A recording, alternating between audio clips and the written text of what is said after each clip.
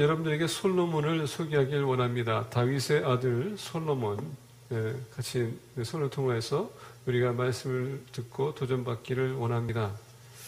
솔로몬이라는 이름을 보게 되면 먼저 솔로몬이 태어나면서 그의 이름이 지어졌는데 그 이름이 예다다야라는 이름을 가졌습니다. 제다다야. 그 이름의 뜻을 보게 되면 Beloved of the Lord, 하나님이 사랑하는 자라는 뜻입니다.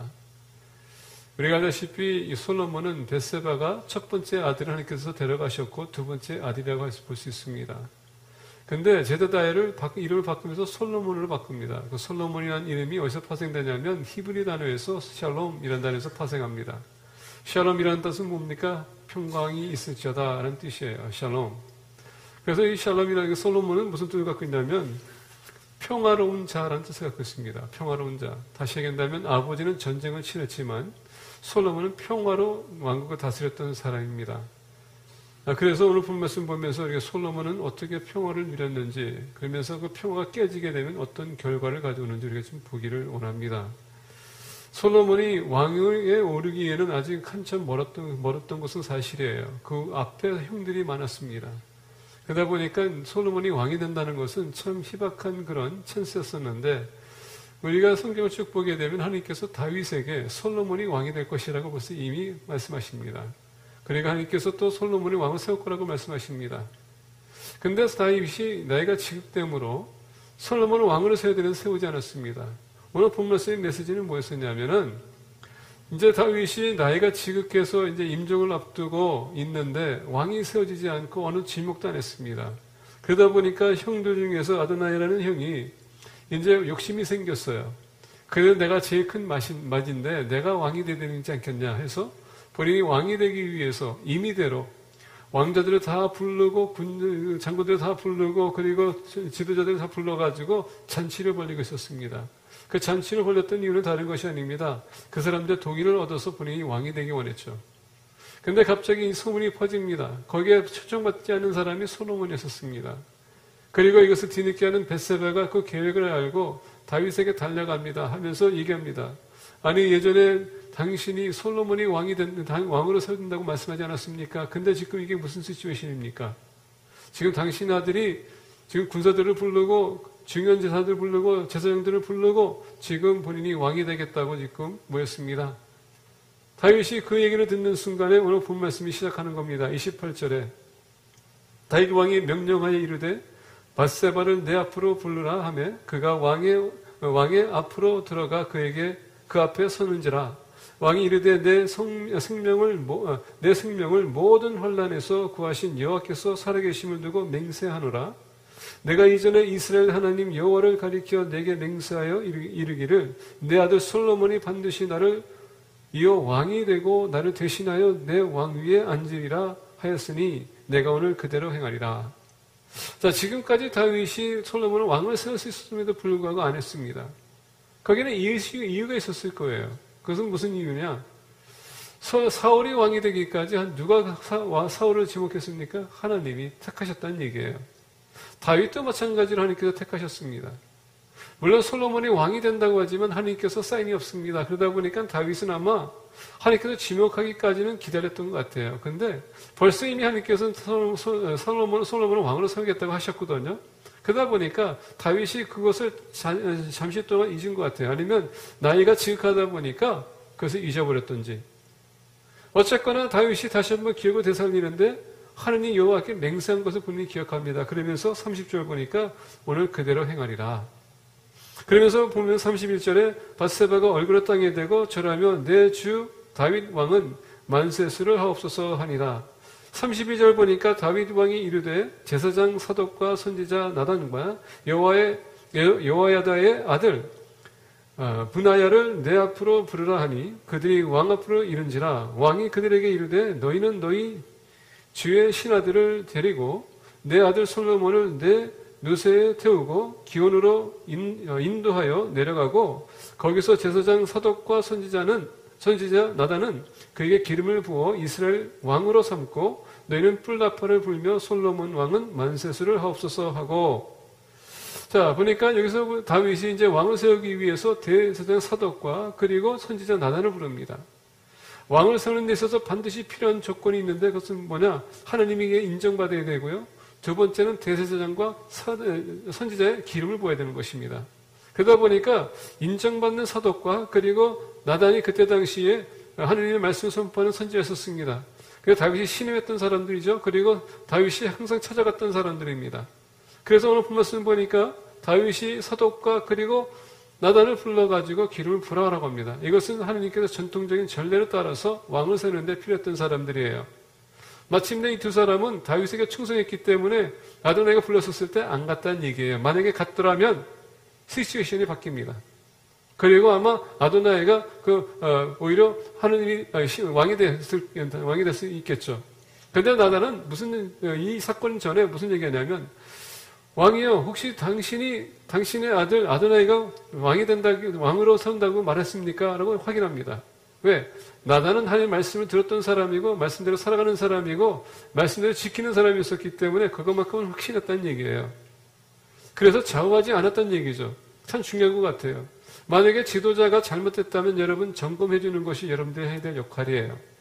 저도 때로는 이게 머리가 하드헤드이기 때문에 여러분들이 얘기해도 제가 인정 안 할 수도 있어요. 근데 시간이 지르면 저도 인정하게 돼 있다는 얘기예요. 제가 잘못하면 여러분 제가 잘못했다는 걸 얘기해 주세요. 근데 그게 하나님의 말씀 중심을 볼 때 여러분 하시라는 얘기예요. 여러분들 감정에 상하지 마시고. 오케이? 아멘? 예. 그렇다고 해서 한 번에 다 오지 마시고. 예. 한 건에 다 오면 제가 힘들어집니다. 자. 그래서 35절 보겠습니다. 그를 따라 올라오라. 그가 와서 내 왕위에 앉아 나를 대신하여 왕이 되리라. 내가 그를 세워 이스라엘과 유다의 통치자로 지명하였느니라. 36절과 37절 보기에 참 재미있어요. 여호야다의 아들 분야야가 왕께 대답해 이르되 아멘 내 주 왕의 하나님 여호와께서도 이렇게 말씀하시기를 원하오며 또 여호와께서 내 주 왕과 함께 계심같이 솔로몬과 함께 계셔서 그의 왕위를 내 주 다윗 왕의 왕위보다 더 크게 하시기를 원하나이다 하니라. 얼마나 아름다운 고백입니까? 그렇죠? 부하로서 솔로몬이 왕이 된다는 것, 그리고 지키는 것, 더 나아가서 하나님의 뜻이 그렇게 되기 원합니다. 더 나아가 다윗 왕한테는 좀 섭섭할 수 있어요. 근데 다윗보다도 더 큰 자가 되기 원합니다. 얼마나 아름답습니까? 여러분, 왕을 따라간다는 데 있어서, 우리가 하나님을 쫓아가는 데 있어서 이런 마음을 가지고 쫓아가야 된다는 얘기예요. 하나님의 뜻을 구하고 더 나아가서 잘 되기 원하는 그런 마음이 있어야 된다는 얘기입니다. 한국 사람들은 누가 잘 되면 배업하는 그건 여러분 악한 거예요. 즐거워야 됩니다. 기뻐야 되고 기도해 줘야 돼요. 만약에 힘들고 어려지면 어떻게 됩니까? 우리가 기도해 줘야 되는 것입니다. 그게 우리의 바른 삶입니다. 38절 보니까 제사장 사독과 선지자 나단과 여호야다의 아들 분야야가 그렛 사람과 블렛 사람이 내려가서 솔로몬을 다윗 왕의 노새에 태우고 인도하여 가이온으로 가서 이제 솔로몬이 왕으로 오릅니다. 얼마나 아름다운 모습입니까? 우리가 솔로몬의 삶을 보게 되면 대부분의 솔로몬은 지혜의 왕이라고 우리가 들었어요. 왜냐하면 우리가 잠언, 전도서, 아가서를 보거나 또 시편 어떤 부분에는 솔로몬이 기록했거든요. 지혜가 풍성했던 사람은 사실입니다. 그리고 나를 다스리는 데 있어서 정말 큰 일을 했어요. 공을 세웠어요. 다윗은 다윗보다도 더 큰 사람이 됐고요. 그만큼 더 그의 명성이 더 넓혀졌습니다. 그리고 지경이 더 넓혀졌고요. 더 많은 부를 가졌다는 것은 사실이에요. 그런데 솔로몬이 끝에 가서 보니까 그렇게 좋은 왕은 아니었던 것 같아. 아무리 지혜가 풍성했음에도 불구하고 나라를 갈라지게 하는 것은 누구의 잘못이었습니까? 솔로몬.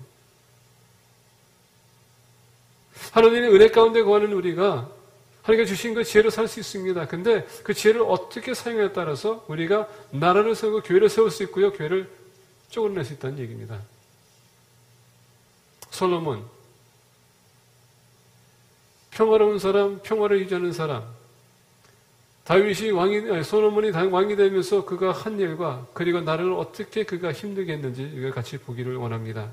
그러면서 우리 또한 지혜를 가지고 솔로몬처럼 더욱더 교회를 더욱더 든든하게 하고 지역사회에 영향 끼치는 그런 사람이 되기 원하고, 더 나아가서 다윗이 한 것을 우리가 잘못한 것을 보고 우리가 거기서 다시 반복하지 않고 오히려 거기서 우리가 좀 더 나은 사람이 됨으로 말미암아 나라가 쫓겨나는 게 아니라 교회가 쫓겨나는 게 아니라 더욱더 강화되는 그런 교회를 세우는 공동체가 되기를 축복합니다.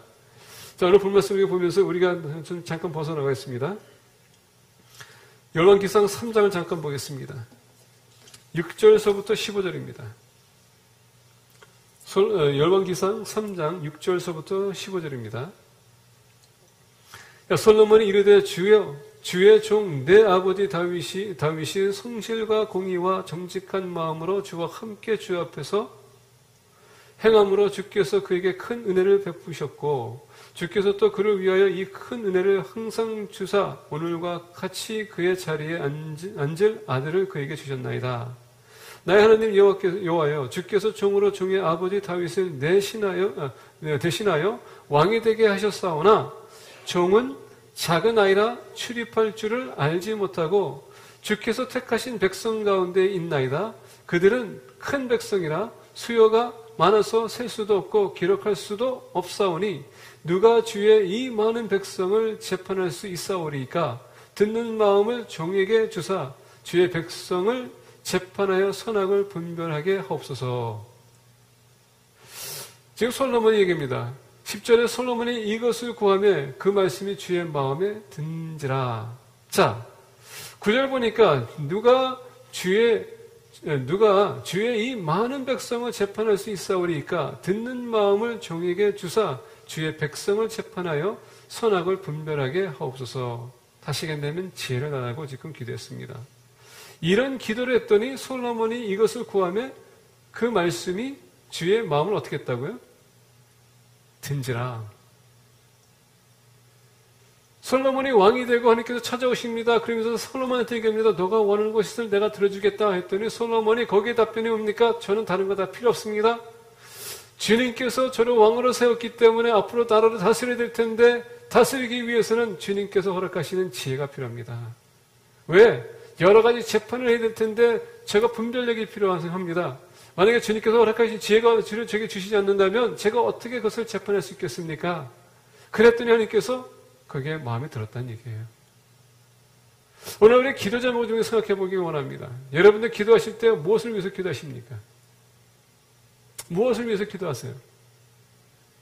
보편적으로 기도 제목 보게 되면 우리 건강을 위해서, 우리 사업을 위해서, 재정을 위해서, 우리 자녀를 위해서, 이게 보편적으로 이게 대부분 우리가 그런 카멘 디노미네이터가 그겁니다.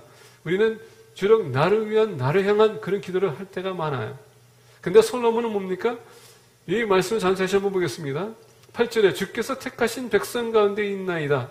그들은 큰 백성이라 수요가 많아서 셀 수도 없고 기록할 수도 없사오니 누가 주의 이 많은 백성을 재판할 수 있사오리이까. 듣는 마음을 종에게 주사 주의 백성을 재판하여 선악을 분별하게 하옵소서. 자, 누구의 백성이라고요? 주의 백성. 자기 백성이 아니라 하나님의 백성. 하나님의 백성이기 때문에 저는 그냥 하나님께서 세워주셔 지도를 세워줬고 다스릴 수 있도록 주님께서 허락하셨습니다. 그렇기 때문에 제가 필요한 건 뭡니까? 지혜입니다. 다시 얘기한다면 다윗은 왕으로서 그의 사명을 체계적으로 감당해야 되기 때문에 필요한 게 뭡니까? 지혜라는 것이에요. 지금 솔로몬이 구한 것은 뭔지 아십니까? 내 사명에 충성할 수 있도록 지혜를 달라는 거예요. 우리가 택함받은 이유가 뭡니까? 하나님의 영광을 위해서 택함받았다는 얘기예요. 이 나라에서 잘 살고 잘 먹고 우리가 배부르게 사는 이것이 아니라 우리가 어떤 환경에 처했다 할지라도 하나님의 나라를 위해서 영광을 위해서 우리가 택함받았다는 얘기입니다. 그러면 우리 모두가 하나님의 은혜 가운데 거하면서 하나님께 주신 그 달란트가 있거든요. 사명이 있거든요. 그것을 우리가 감당해야 된다는 얘기입니다. 근데 나의 힘을 가지고 하는 것이 내 달란트를 가지고 하는 게 아니라 하나님께 주신 지혜를 가지고 해야 된다는 얘기예요. 자, 그러다 보니까 오늘 본 말씀 좀 보겠습니다. 이에 하나님이 그에게 이르시되 내가 이것을 구하도다. 자기를 위하여 장수하기를 구하지 아니하며 부도 구하지 아니하며 자기 원수의 생명을 멸하기도 구하지 아니하고 오직 송사를 듣고 분별하는 지혜를 구하였으니. 이것도 아니고 저것도 아니고 자기를 위해서가 아니라 백성들을 다스리기 위한 그 지혜를 구했으니 하나님께서 얼마나 마음이 좋았을까요? 그러면서 12절 보겠습니다. 내가 내 말대로 하여 내게 지혜롭고 청명한 마음을 주노니 내 앞에도 너와 같은 자가 없었거니와 내 뒤에도 너와 같은 자가 일어남이 없으리라. 내가 구하지 아니한 부귀와 영광도 내게 주노니 내 평생의 왕들 중에 너와 같은 자가 없을 것이라. 뭐라고요? 지혜를 구했더니 부귀와 영광도 주셨다라고 합니다. 여기서 우리가 좀 잘 생각해야 돼요. 하나님이 우리에게 사명을 주십니다. 그 사명을 감당하기 위해서 지혜를 구했더니 그 사명을 감당할 수 있는 지혜뿐만 아니라 사명을 감당할 수 있도록 부와 명예도 줬다는 얘기예요. 그의 나라와 그의 의를 구하라. 여러분 그 기억나십니까? 주님의 나라와 그 의를 구하게 되면 하나님께서 우리에게 뭐 한다고요? 예, 필요한 거 다 채워주신다 그랬어요. 이게 바로 이 원리예요. 우리가 이 땅에서 주님의 영광을 위해서 여러분 지혜달라고 그 사명을 감당하기 위해서 지혜달라고 그러면 하나님께서 그 사명 감당하기 위해서 필요한 모든 것도 다 해주시겠다는 얘기예요. 이게 우리가 배워야 된다는 얘기입니다. 솔로몬이 그 지혜를 구했더니 하나님께서 주신다는 것. 왕 같은 제사장 예수 그리스도의 흔적이 입은 사람들은 우리가 사는 동안에 주님의 영광을 위해서 여러분 지혜를 필요해요. 그래서 지혜가 부족한 사람들은 지혜를 구하라. 누구한테? 하나님에게. 하나님께서 후히 주시기 때문에. 왜 우리가 사명을 감당하게 되면 그 사명에 있어서 내가 무슨 사명을 해야 사역을 해야 되는지 거기에 필요한 것이 있거든요. 물질이 필요하거든요. 여러 가지 필요하거든요. 하나님께서 채워주시겠다는 얘기예요. 그래서 솔로몬처럼 지혜뿐만 아니라 부와 명예 전도 없을 것이고 후도 없을 거라는 얘기입니다. 얼마나 그의 마음이 하늘을 향해 있는지 오히려 다윗을 여러분 부끄럽게 만들 수 있는 그런 마음을 가졌다는 얘기예요. 여기 오신 여러분, 하나님께서 여러분 택하셨을 땐 여러분 통해서 역사하기를 원하세요. 그런데 우리가 역사를 이통참하지 못하는 이유는 지혜를 구하지 않기 때문에 그렇다는 얘기입니다. 여러분들 그 지혜를 구한다면 여러분들이 어디에 있든 하나님께서 여러분 필요한 거 다 채워주세요. 아까 헌금 기도했을 때 무슨 기도했습니까? 예, 건강을 위해서, 가정을 위해서, 자녀를 위해서 했지만 가장 중요한 게 뭐냐? 하나님이 이를 감당하기 위해서 지혜를 주세요. 그러면 하나님께서 그것까지 다 책임져 주신다는 얘기예요.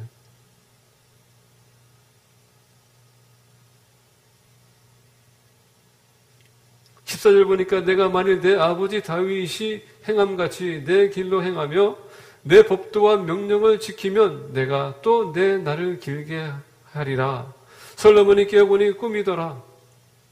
이에 예루살렘에 이르러 여호와의 언약궤 앞에 서서 번제와 감사의 제물을 드리고 모든 신하들을 위하여 잔치하였더라.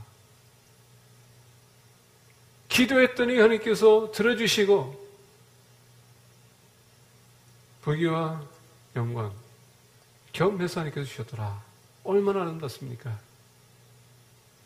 지금 나의 환경을 있어서 여러분 거기에 세상적인 사람들이 보는 그 관점을 바꾸려고 하지 마시고 하나님이 보는 관점에서 여러분들 자신을 바꾸라는 얘기입니다.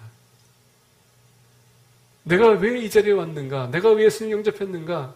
단지 그냥 복받기 위해서? 확실하게 누굴 내가 믿는지, 왜 믿는지 이것을 우리가 확신해야 된다. 그리고 내가 왜 주님께서 나를 왜 택했는지 우리가 사는 동안에 여러분 살아도 여러분 80년, 60년, 길으면 123년입니다. 여태까지 살아온 삶을 볼 때 내가 하나님을 위해서 무엇을 했는지 예수님 믿는 순간부터 지금까지 내가 주님을 위해서 뭐 했는지 한번 우리가 통계를 하기 싶어요. 그리고 그래서 다시 한번 그것을 정리해 보기 원합니다.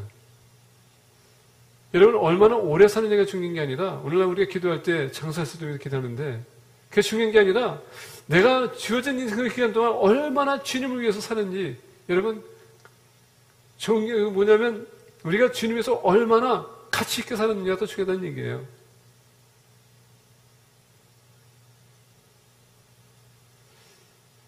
그래서 내가 왜 택함 받았는지를 알아야 된다는 얘기입니다. 하나님의 영광을 돌리기 위해서 내가 지금 사는 이 인생, 내가 지금 있는 달란트, 내가 있는 이 물질 어떻게 하면 하나님 주님의 영광을 위해서 쓸 수 있습니까? 그래서 기도하셔야 돼요. 두 번째 보겠습니다.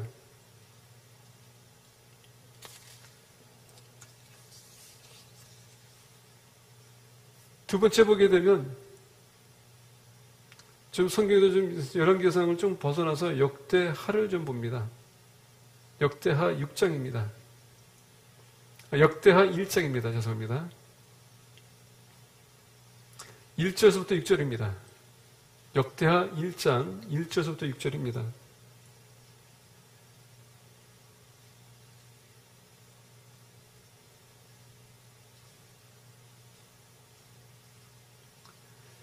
다윗의 아들 솔로몬의 왕위가 견고하여 가며 그의 하나님 여호와께서 그와 함께 하사 심히 창대하게 하시니라.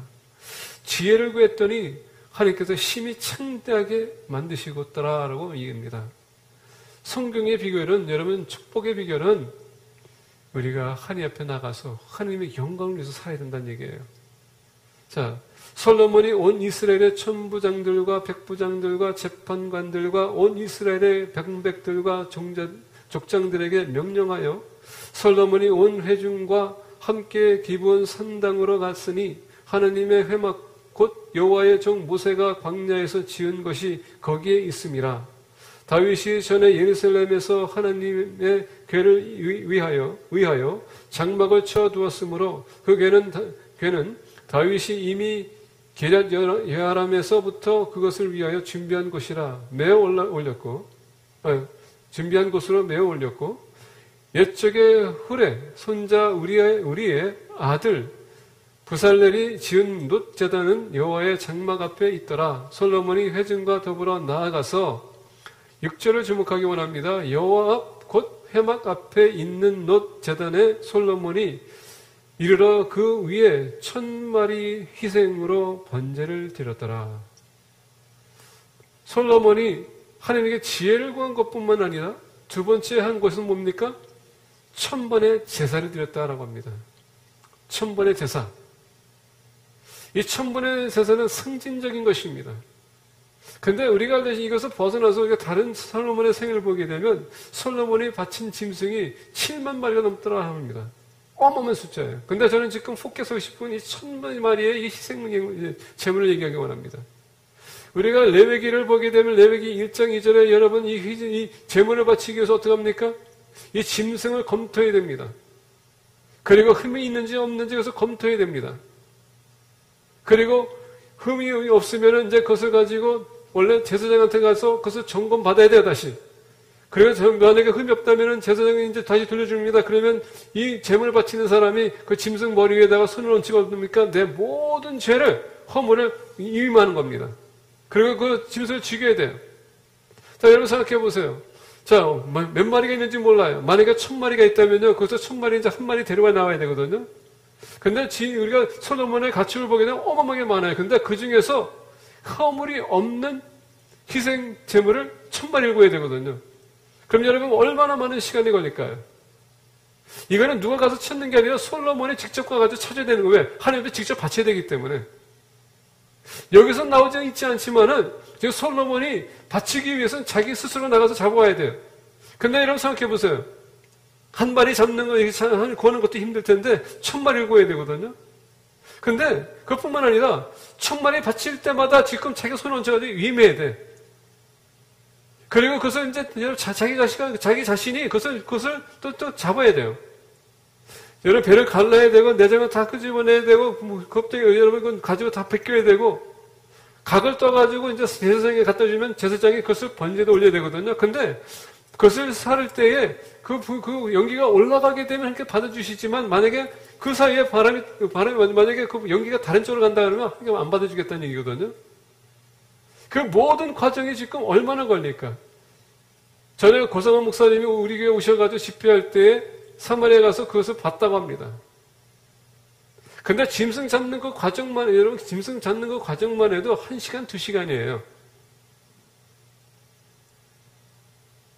고르는 것부터 위임해가지고 검토받고 그것을 잡아가지고 바치는 게 적어도 여러분, 그리고 또 재단 위에 올려가지고 사는 게 한 5시간 잡는다고 합니다.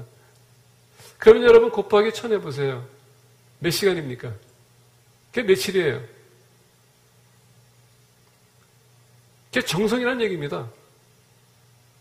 우리가 예배 드리러 나올 때는 우리의 마음이 여러분 그만큼 정성스럽게 우리가 준비해서 나와야 된다는 얘기예요. 예배 드릴 때 정성을 들여서 우리가 예배 드려야 된다는 얘기입니다. 지금 다윗이 이렇게 1000번의 제사 드린 것은 그의 삶의 중심이 누구냐? 하나님이라는 것을 우리가 가르쳐 주는 겁니다. 예배의 중심에 대해서 얘기하는 거예요. 하나님께서 그렇게 축복했던 것은 다른 것이 아닙니다. 그만큼 예배의 자세가 그렇게 그런 철저하게 드렸다는 얘기가 중심이 그렇게 중요했다는 얘기입니다. 나의 삶의 중심이 누구입니까? 바로 하나님이세요. 그분을 우리가 벗어날 수는 없다는 얘기입니다. 그래서 솔로몬이 짓고 우리에게 비춰주는 건 바로 그거예요. 지금 솔로몬이 1000번의 제사를 드렸다는 얘기죠. 예배의 열심, 성실함.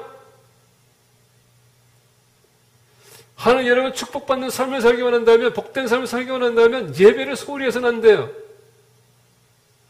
우리가 일주일 동안 우리가 한 번 나가서 1시간 반 드리는데 이것까지도 여러분 힘들어한다면 하나님 앞에 어떻게 나갈 수 있겠습니까?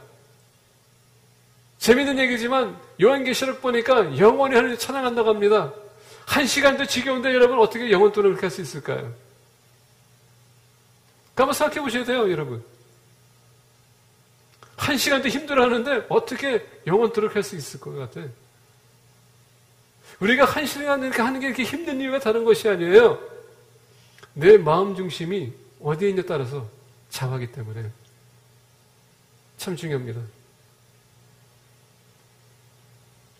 여호와 앞에 곧 회막 앞에 있는 놋자던 솔로몬이 이르러 그 위에 1000마리 희생으로 번제를 드렸더라. 다윗도 여러분 제사를 드릴 때 하늘에 법궤가 없어서 어떡합니까? 그 법궤가 들어오기를 그가 얼마나 사모했습니까? 왜? 예배 중심이기 때문에. 하나님의 중심이 되어야 돼요. 마찬가지로 솔로몬도 이제 거기에서 여러분 1000번의 제사를 드리는데 그게 여러분 한 일주일이 아니고 한 달이 아니고 3개월이 아니고 어떻게 될지는 몰라요. 근데 이 1000번의 제사가 계속 지속적으로 됐다는 얘기예요. 그런 정신. 그래서 예배를 사모하셔야 됩니다. 예배를 사모하는 사람은 하나님께서 여러분 특별히 관심 가져주세요. 하나님이 소리하는 사람은요, 하나님께서 이렇게 너 마음대로 해봐라. 하나님께서 내버려 두세요.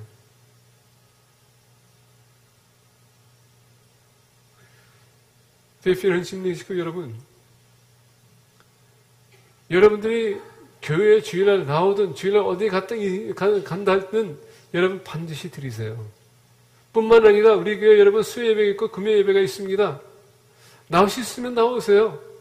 일주일에 1시간 말씀 듣고는 여러분 택단데요. 이 세상이 얼마나 험한 세상인데, 얼마나 미혹이 많은데, 말씀을 우리가 없다면 여러분 그만큼 우리가 소홀할 수 있어요. 하나님 우리 마음의 중심이 된다면 사탄도요, 여러분들이 하나님과 어떤 관계를 맺고 있는지 알고 있습니다.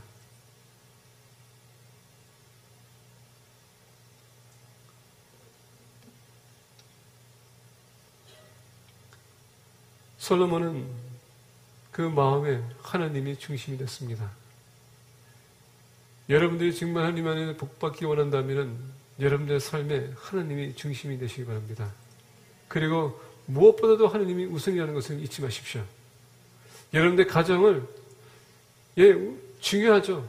근데 하나님 우선을 세우시면 하나님께서 여러분들의 가정도 붙들어 주세요. 여러분들 가정이 돌아가게 되면 하나님 우선이기 때문에 여러분 하나님 우선인 것처럼 여러분들 가정도 여러분들 돌봐줄 겁니다. 오늘 하나님이 중심이 안 되다 보니까 가정도 소홀히 하는 것이고 다른 것도 다 소홀히 하는 것입니다. 하나님 섬기듯 우리가 가정을 돌보게 되면 제가 이런 얘기하면서도 제가 지금 부끄러워요. 우리 집사람은 제가 그만큼 사랑을 못하고 있기 때문에 고개 숙입니다. 여보 그냥 고개 숙이고 있어요. 세 번째, 우리 다윗을 솔로몬을 보기 원합니다. 다시 열왕기상을 돌아가겠습니다. 열왕기상 6장을 보겠습니다. 1절에서부터 14절인데요. 제가 1절, 7절, 그리고 11절과 14절만 보겠습니다.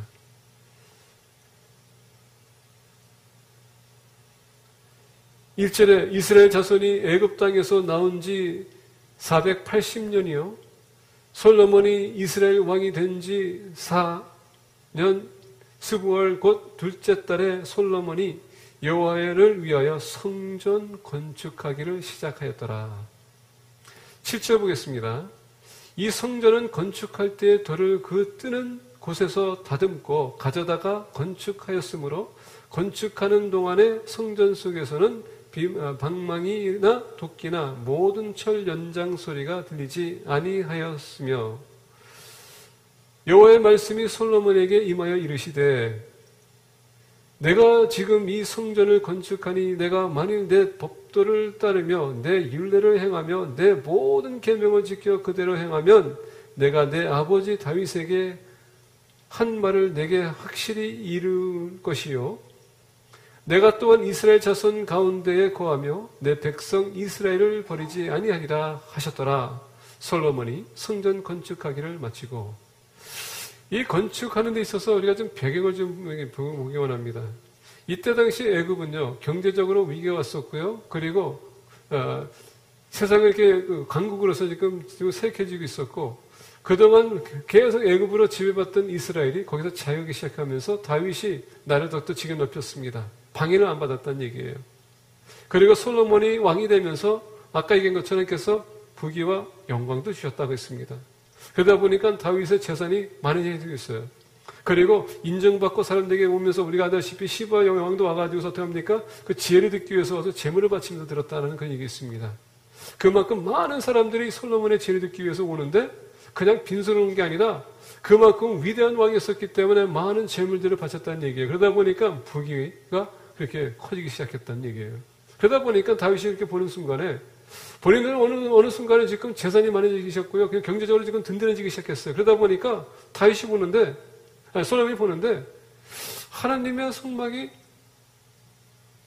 너무 초라해 보여. 지금 모든 것을 갖고 있는데 너무 초라해 보이잖아요. 그러다 보니까 나중에 무슨 생각이 났냐면, 다윗이 성전을 짓고자 했을 때 너는 안 되고 솔로몬이 짓 것이다 했지 않습니까? 그러다 보니까 다윗이 어떻게 했어요? 성전 짓기 위해서 그 벌써 이미 재물을 준비했다고 했습니다.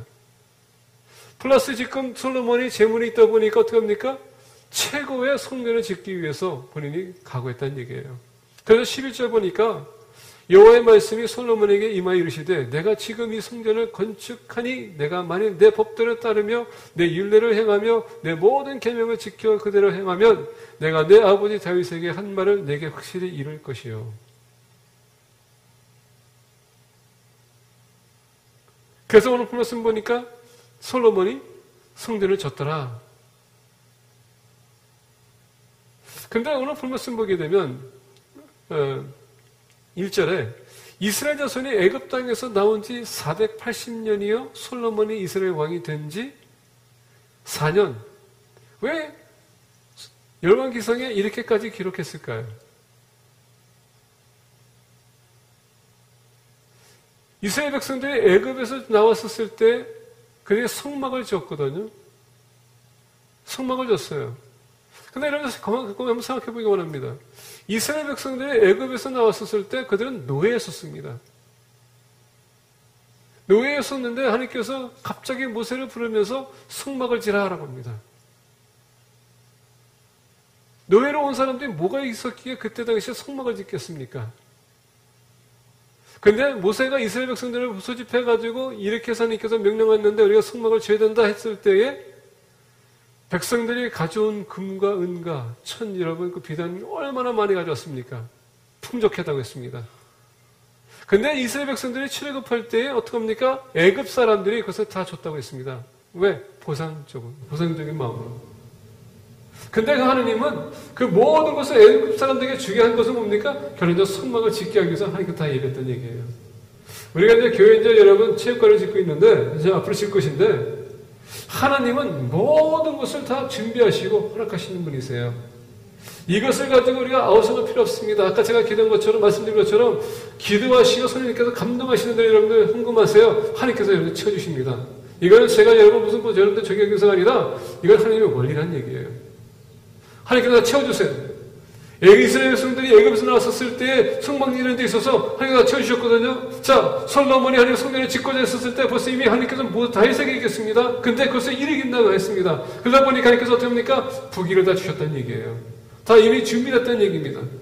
하나님의 원리는 뭔지 아십니까? 우리가 하나님 나라를 먼저 생각하게 되면 거기에 투자하게 되면 하나님께서 채워주신다는 얘기예요. 예배의 중심이 하나님이시고 여러분의 삶이 하나님 나라에 위해 투자한다면 하나님께서 채워주신다는 얘기입니다. 전에도 말씀드렸어요. 여러분들 하나님을 위해서 무엇을 희생할 수 있고 여러분 무엇을 포기할 수 있습니까? 여러분들 지금 주님의 나라를 위해서 희생한 것이 뭡니까? 포기한 것이 무엇이에요? 하나님께 드린 것이 무엇입니까? 하나님 나라를 위해서 여러분 투자해보세요. 하나님께 실망시키지 않습니다. 이게 하나님의 원리예요. 우리가 세상에 쌓게 되면 여러분 다 이루지만 우리 하나님 나라에 쌓게 되면 어떻게 됩니까? 하나님께서 채워주세요. 이게 하나님의 원리예요. 썩는 것을 위해서 일하지 말고 여러분 썩지 않는 것을 위해서 우리가 일해야 되는 것입니다. 투자하시라는 것입니다. 그러다 보니까 오늘 본 말씀이 바로 그겁니다. 하나님께서 12절에 내가 지금 이 성전을 건축하니 내가 만일 내 법도를 따르며 내 율례를 행하여 내 모든 계명을 지켜 그대로 행하면 내가 내 아버지 다윗에게 한 말을 내가 확실히 이룰 것이요 내가 또한 이스라엘 자손 가운데에 거하며 내 백성 이스라엘을 버리지 아니하리라 하셨더라. 13절이 내가 또한 이스라엘 자손과 가운데에 거하며 내 백성 이스라엘을 버리지 아니하리라 하셨더라. 그랬더니 솔로몬은 어땠습니까? 성전을 건축하기로 마치고 우리 믿는 사람들 하나님의 백성이라고 하시는 분들 여러분 이것만큼 여러분 짚고 넘어갑시다. 여러분들이 하나님의 나라를 위해서 투자하지 못한다면 하나님께서 여러분들 위해서 투자할 수가 없습니다. 하나님 나라에서 투자해보세요. 심지어 여러분 말라기를 보니까 12일째에 대해서 너희들 한번 실험해보라 하지 않습니까? 참 중요한 것 같아요. 다른 건 몰라도 하나님 것을 하나님의 나라를 위해서 너희들이 투자 한번 해봐라 했을 때 어떻게 합니까? 채워주시겠다는 얘기예요. 하나님은 여러분들 돈이 필요 없습니다. 왜 하나님께서 그렇게까지 여러분들 그것을 명령했을까요? 여러분들 마음 중심으로 보기 원하기 때문에 우리가 여러분 물질을 섬길 것인가 섬길 것인가 하나님을 섬길 것인가 그것을 구별하기 위해서 하나님께서 허락하신 것입니다. 근데 오늘날 많은 사람들이 그런 얘기예요. 12일째 할 필요 없습니다. 뭐 헌금할 필요가 없습니다. 대부분 보니까 이단들이 그 얘기를 많이 해요. 그러다 보니까 많은 사람들이 거기 가는데 나중에 보니까 자기 자손 다 넘겨놨어. 이게 여러분 속임수라는 얘기입니다. 그런데 넘어가지 마시고 하나님의 나라를 위해서 여러분들 투자하는 얘기입니다. 여기서 재산 쌓고 여러분 이따가 집시다. 그게 여러분에게 무슨 도움이 되겠어요? 일시적인 만족을 위해서? 쾌락을 위해서? 근데 여러분 그것을 위해서 영생을 포기한다면 얼마나 어리석겠습니까? 솔로몬은 확실하게 알고 있었습니다. 하늘나라에 위해서 투자하는 것이 자기 자신을 투자하는 것보다 낫다. 이런 마인드가 우리에게 필요해요. 그렇다고 해서 여러분한테 그냥 무자비하게 여러분 헌금 바치라는 얘기 안 합니다. 작전 헌금도 저는 안 하겠습니다. 여러분들에게 맡기겠어요. 그건 여러분들이 해야 될 몫이기 때문에. 여러분들이 기도하시고 여러분들 주님 앞에 여러분들 작정하세요. 네 번째 보겠습니다. 이렇게 평화를 가지고 평화로운 삶을 살면서 하나님을 위해서 최선을 다했던 솔로몬. 근데 여러분 솔로몬 11장, 열왕기상 11장 가니까 솔로몬에게 변화가 옵니다. 자, 11장 1절 보니까 이렇게 얘기합니다. 솔로몬 왕이 바로의 딸 외에 이방의 많은 여인을 사랑하였으니 곧 모압과 암몬과 에돔과 시돈과 헷 여인이라. 3절 보겠습니다. 왕은 후궁이 700명이요 첩이 300명이라 그 여인들이 왕의 마음을 돌아서게 하였더라. 생각해보세요. 1000명의 여인입니다. 왕으로서 평화를 유지하기 위해서 어떻게 합니까? 다른 나라들의 왕들과 협약을 트리티를 해야 되는데 계약을 맺어야 되는데 그 계약을 맺고 평화를 유지하기 위해서 어떻게 합니까? 그 왕의 딸을 후궁으로 받아들이는 겁니다. 그게 평화의 제스처예요. 하나님을 의지했던 사람이 갑자기 여러분 평화를 유지하기 위해서 어떻게 합니까? 자, 2절 보겠습니다. 여호와께서 일찍이 이 여러 백성에 대하여 이스라엘 자손에게 말씀하시기를 너희는 그들과 서로 통혼하지 말며 그들도 너희와 서로 통혼하게 하지 말라. 그들이 반드시 너희의 마음을 돌려 그들의 신들을 따르게 하리라 하셨으나 솔로몬이 그들을 사랑하였더라.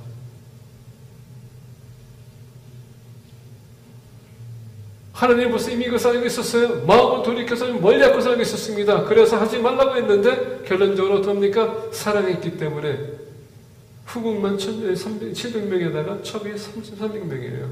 저는 생각해봤습니다. 지금 우리 집사람 하나만 해도 그게 벅찬데? 700의 후궁과 300의 첩을 뒀다는 것. 얼마나 머리가 아플까. 제가 한국 그 사극을 볼 때마다 그 후궁이 여러 명 있다 보니까 어떻게 합니까? 서로가 치열하게 싸우는 것. 서로가 왕을 세우려고, 아들이 세운 왕이 되기 위해서 싸우는데, 이 1000명이라는 것 자체. 근데 솔로몬은 정말 대단한 남자였던 것 같아요. 근데 저는 3절에 좀 주목하는데요. 왕의 마음을 돌아서게 하였더라. 여러분, 훌륭한 남자, 못난 남자 뒤에는 훌륭한 여자가 있거나 아니면 못난 여자가 있다는 얘기예요. 남자가 아무리 저기 해도요, 거기는 항상 그 뒤에 여자가 있다는 것을 우리가 잊어서는 안 돼요. 그래서 우리가 여자를 위해서, 우리가 배우자를 위해서 기도를 많이 해야 될 것 같아요. 여자도 마찬가지고 남자도 마찬가지예요. 지혜로운 여자는 남자를 지혜롭게 만들지만 어리석은 여자는 어리석게 만드는 것 같아요. 물론 다 그렇다는 것은 아닙니다. 근데 이렇게 역사적인 면에서 보니까 그런 것 같아요. 여러분, 아브라함 보세요. 아담을 보세요. 하나님께서 아담에게 말씀했는데 하와가 와서 어떻습니까? 먹으면 안 죽어 그랬더니 먹었어요. 바로 여자예요. 아브라함을 보세요. 하나님께서 이삭을 주겠다고 했는데 그걸 못 기다려서 어떻습니까? 사라가 하가를 데려가서 저기 하라 했더니 그냥 오케이 하고서 어떻게 합니까? 가정에 싸움이 났어요. 지금까지 싸우고 있어요. 거기에는 여자가 있었다는 얘기예요.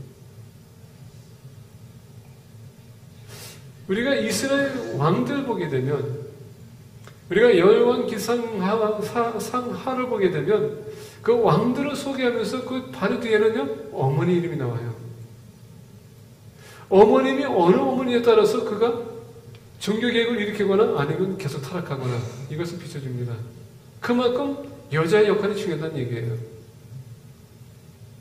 여자가 이렇게 여러분, 여자가 중요한 존재인데 이스라엘 백성의 안에서 남자가 여자를 만나기 위해서 그렇게 하는 것도 힘들 텐데 이방인 여자가 데려와가지고 말을 계속적으로 하고 계속적으로 여러분 힘들고 어렵게 하면 어떻게 합니까? 귀찮아서 들어주게 돼 있거든요. 그러다 보니까 3절이 바로 그거예요. 왕의 마음을 돌아서게 하였더라. 말씀 알고 있었음에도 불구하고 지금 돌아서게 했더라. 그때 돌아섰다는 얘기예요. 얼마나 어처구니 없습니까? 경고했음에도 불구하고 지금 여자의 말을 더 들었다는 얘기예요. 왜? 사랑했기 때문에. 여러분, 솔로몬은 평화로운 사람이라고 했거든요. 이 평화라는 게 지혜 안에서 평화는 참 중요한 것 같아요. 근데 지혜를 잘못 쓰게 되면요, 그 평화는 좋은 평화가 아니에요. 교회 안에서 여러분, 우리가 모든 것을 허용해야 된다고 해서 어떻습니까? 받아들였더니 지금 어떤 사건들이 지금 교회 안에 일어나고 있습니까? 우리가 생각하는 평화와 하나님이 되게 하는 평화는 틀린 거거든요. 근데 지금 우리는 세상적인 평화, 우리 모든 것 다 받아들이고 허용이 된다. 교회는 사랑을, 예수님은 사랑이고 하나님은 사랑이기 때문에 사랑을 해야 표현이 된다. 하면 어떻게 합니까? 모든 것을 다 받아들이려고 하는 그런 입장에 섰어요.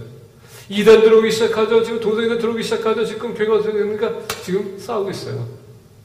개신교라고 하면서 같은 교단에서도 여러분 지금 지지하는 사람이 있고 반대하는 사람이 있다는 얘기예요. 지지하는 사람 문제 아십니까? 우리는 평화를 유지해야 된다라고 합니다. 복음은 싹 빼놓고 이게 오늘날 교회의 현실입니다. 솔로몬은 여인을 사랑했다고 했지만 지금 사람을 사랑했고 여러분 세kul러로 세속화된 이 세상을 사랑했다는 얘기입니다. 그러다 보니까 하나님의 말씀에 등을 돌릴 수밖에. 여러분 성공하고 우리가 패배하는 것은 뭡니까? 이렇게 성공시켜놨더니 하나님의 여러분 배신합니다. 그래서 어떻게 합니까? 패배하는 거예요. 4절 보겠습니다. 솔로몬의 나이가 많을 때에 그의 여인들이 그의 마음을 돌려 다른 신들을 따르게 하였으므로 왕의 마음이 그의 아버지 다윗의 마음과 같이 아니하여 그의 하나님 여호와 앞에 온전하지 못하였으니. 예, 우리 남자들 나이가 많으면 어떻게 된다는 거예요? 여자들이 계속 긁습니다. 그러면 거기에 응할 수밖에 없다는 얘기예요. 여기에서 짚고 넘어가야 될 것은 말씀만큼은 여러분 타협해서는 안 됩니다. 지금 솔로몬의 표적은 뭡니까? 지금 신앙의 타협. 평화라는 주제 안에서 지금 타협하기 시작했습니다. 평화를 유지하기 위해서 어떻게 합니까? 다른 나라 사람 이방인들의 여인들을 데려왔는데 만약에 여러분 그 부인이 왔다고 해도 남자가 말씀을 지켰다면 여러분 그 여인한테 반드시 얘기했을 거예요. 우리나라 들어오는 순간서부터 여호와 하나님을 섬기게 된다. 제가 알기로는 한국 문화는 그렇습니다. 우리가 만약에 여자가 남자를 결혼하게 되면 어떻게 됩니까? 그 가정에 여기 사람이 되는 거예요. 그러면 여러분 그것을 자를 것은 잘라야 된다는 얘기입니다. 근데 솔로몬이 그렇지 않고 어떻게 합니까? 오히려 받아줬습니다. 자, 5절 보니까 이는 시돈 사람의 여신 아스라돗을 따르고 암몬 사람의 가증한 밀곰을 따릅니다. 솔로몬이 여호와 눈 앞에서 악을 행하여 그의 아버지 다윗의 여호와를 온전히 따름같이 따르지 아니하고, 자 보겠습니다. 온전하지 못하고 따르지 못하고 모압의 가증한 그모스를 위하여 예루살렘 앞 산에 상단을 지우고, 얼마나 지금 그 마음이 미혹이 됐으면, 그 눈이 여러분 가렸으면, 분별력이 지금 떠났으면 지혜가 많았던 사람이 지금 지혜가 사라지기 시작했어요. 왜? 세상을 사랑하게 되면 분별력이고 지혜도 다 사라지게 되어 있습니다.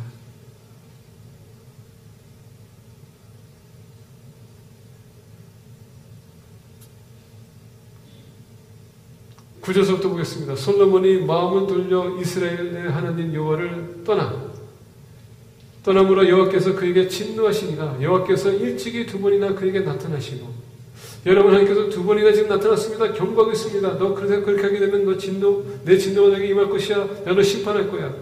2번 동안 얘기했는데도 여러분 3번째 옵니다. 그럼에도 불구하고 솔로몬은 마음이 안 바뀌었어요. 얼마나 무섭습니까? 여호와께서 솔로몬에게 말씀하시되 내게 이러한 일이 있었고 또 내가 내 언약과 내가 내게 명령한 법도를 지키지 아니하였으니 내가 반드시 이 나라를 내게서 빼앗아 내 신하에게 주리라. 솔로몬이 지혜왕입니까? 나라가 여러분 쪼개놨습니다. 반쪽이 났어요. 아무리 지혜로운 적은 책을 써도요, 하나님이 중심이 되지 않으면 그 지혜가 사라지는 겁니다. 지혜는 어디서부터 출발합니까? 하나님을 경외할 때, 하나님한테 구할 때. 근데 우리가 하나님의 등을 돌리게 되면 여러분 모든 것이 사라집니다. 그래서 여기서 지금 이제 짚고 넘어가야 될 것이 있는데, 사람은 신뢰의 대상이 아니라 관계의 대상. 사람을 신뢰하게 되면 우리가 여러분 미혹에 쉽게 빠집니다. 사람은 신뢰의 대상이 아니라 사랑의 대상이에요. 관계의 대상, 교제의 대상. 우리가 전적으로 신뢰할 분은 바로 하나님이라는 얘기입니다. 그 말씀을 우리가 구해야 돼요. 우리가 말씀 붙들게 되면 세상이 나를 배신한다 할지라도 하나님만큼 배신하지 않습니다. 어떤 분이 그런 얘기 하더라고요. 짐승은, 애완경은, 개는, 고양이는 나를 배신하지 않는다.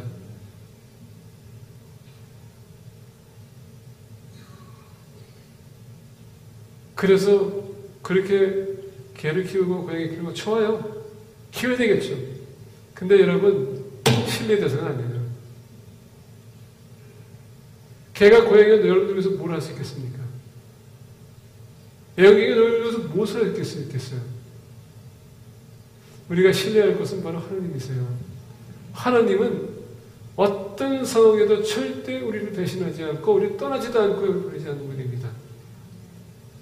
우리가 주님을 버리지 않는 한 주님께서는 절대 우리를 버리지 않으세요. 그런데 솔로몬은 하나님을 버리기로 작정했습니다.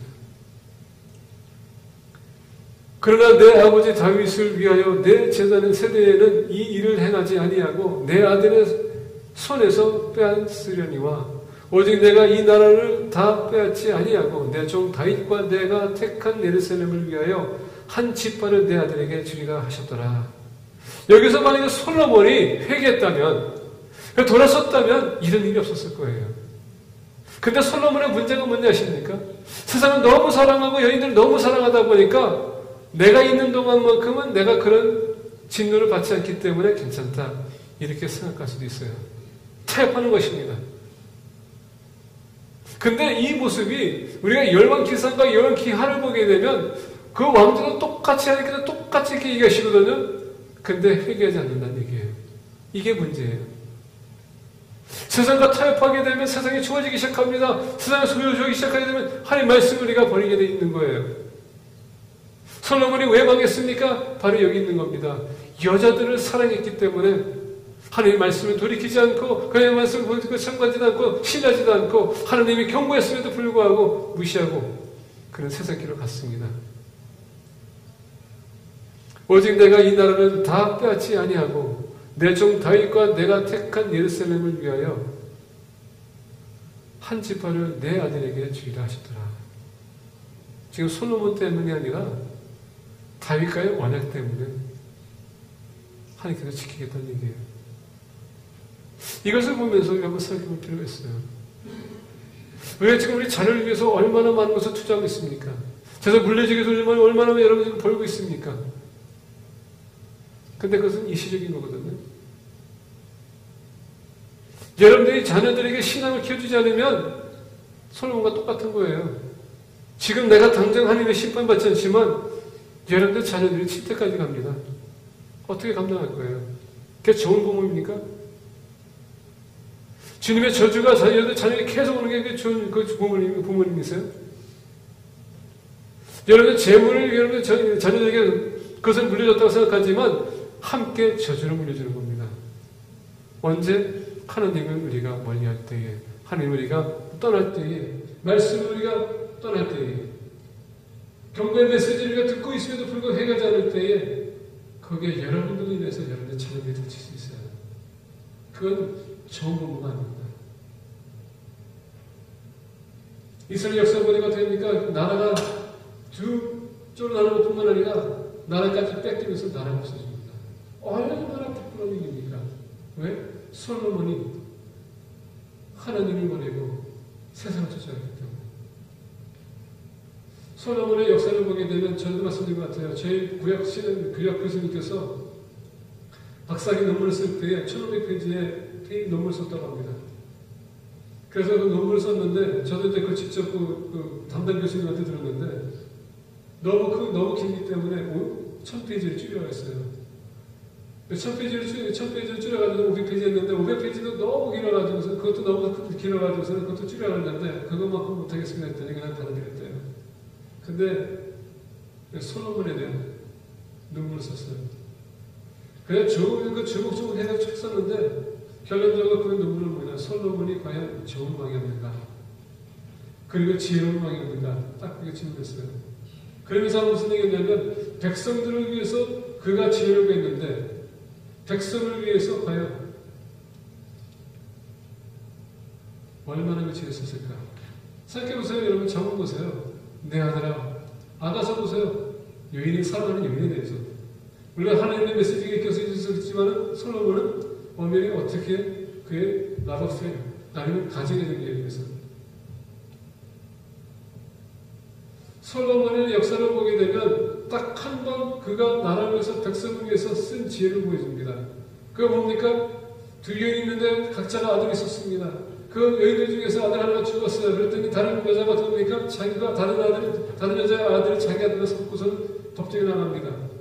나중에 이제 그 아들은 이제 자기 아들이 이제 들통날까 어떡합니까? 왜? 어머니 벌을 받아야 되기 때문에 그걸 자기의 아들을 잘라서 반쪽내시다. 그게 당연히 솔로몬의 솔루션이 있었어요. 서로가 자기 아들이라고 주장하니까 어떡합니까? 그렇다면 반쪽을 잘라가도 가져가라. 그때 여러분 지금 진짜 어머니가 어떡합니까? 아닙니다. 저희는 가져가게 해주세요. 여러분 그때 딱 솔로몬의 지혜를 쓰는 게 한 번 나옵니다.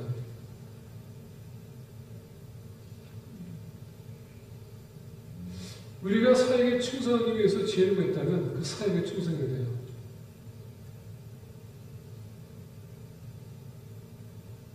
그 사역에 충성하기 위해서 여러분 하나님이 우리의 삶의 중심이 되야 됩니다.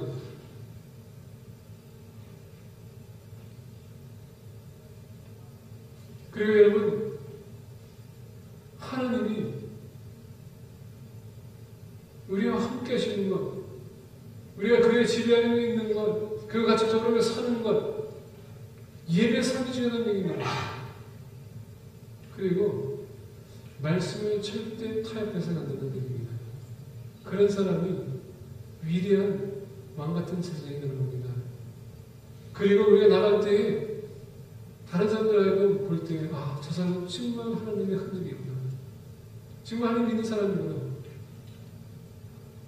그게 하나님의 영을 부리는 거예요. 그럴 때는 그건 이런 필요가 공표적인 겁니다. 솔로몬 같은 왕이 되되 타협하지 않는 왕이 되기를 예수 그리스도로 축복합니다. 기도하겠습니다. 다 같이 이렇게